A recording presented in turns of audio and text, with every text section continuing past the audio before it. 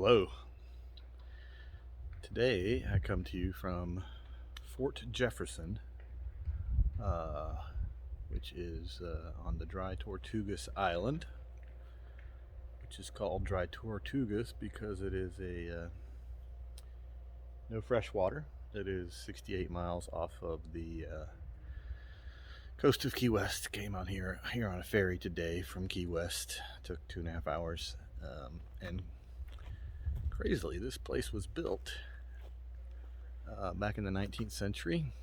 Never completed, but it's the third largest fortress, is what the tour guide said.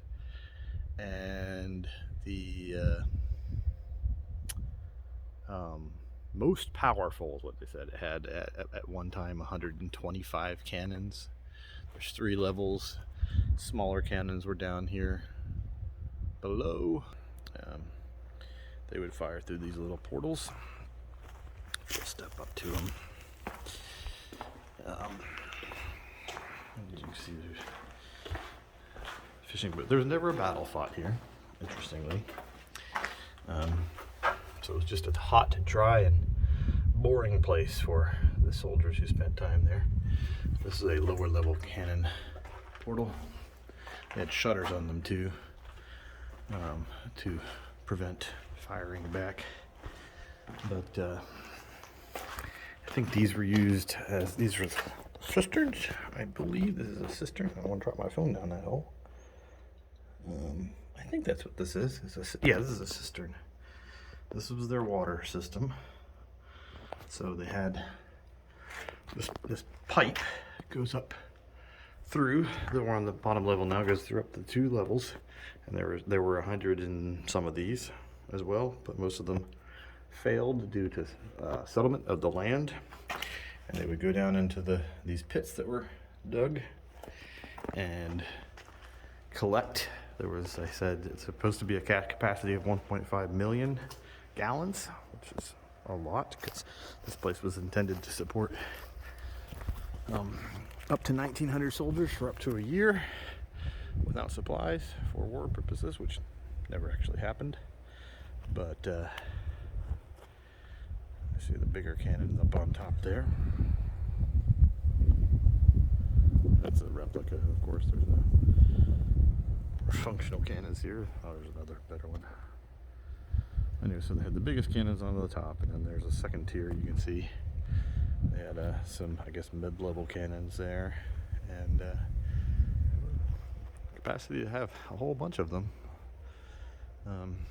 This was what was supposed to be a barracks, I believe. And that was somewhere that they heated up the cannonballs for some reason. I'm not entirely sure why. But there's a sign over there explaining why. But we'll not that concerned about it. Oh, they heated them up. I don't know why they heated them up. Anyways, these were the barracks. That was supposed to be the officers' barracks there, I believe. But none of the barracks were built, and they just lived in here in the tents. I don't think they ever really had 1,900 people here, but hundreds. And they just lived in tents in the middle here and grew crops. Anyways, the cisterns. Oh, they said this. I already explained that the cisterns were from rainwater filtered down through the levels, and then there were cistern tanks below. But most of them ended up being non-functional or getting contaminated by seawater, which made them undrinkable. Yeah, that was the gist of it.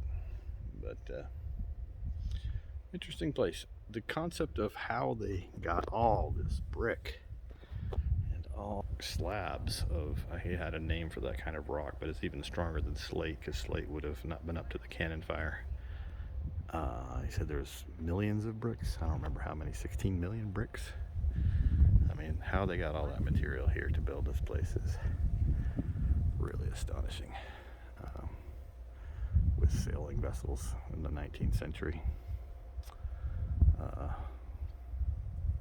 And then it was never used. So it was used during the Civil War slightly. They fended off one Confederate captain. This was held by the Union off during the Civil War, and that was it.